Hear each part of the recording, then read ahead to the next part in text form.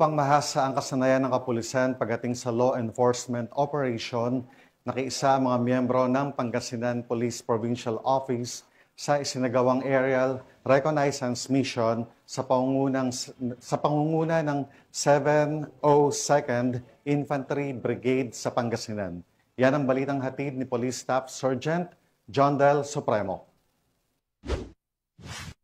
Sa layuning mas mapahusay ang seguridad at situational awareness sa Hilagang Luzon, nakipahagi ang Pangasinan Police Provincial Office sa isang aerial reconnaissance mission na isinagawa noong Nobyembre 4, 2025 sa pangunguna ng 702nd Infantry Brigade ng Philippine Army.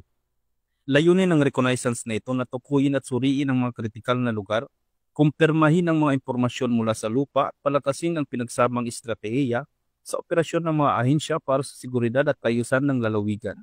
Pinangunahan ng operasyon nila Brigadier General Ronald Bautista, Commander ng 702nd Brigade, Director Behelio Sison ng DILG Pangasinan, Colonel Charles Castillo, Deputy Brigade Commander, Police Colonel Arbel Mercurio, Officer in Charge ng Pangasinan PPO, at Lieutenant Colonel Bini Singka, Commanding Officer ng 71st Infantry Battalion.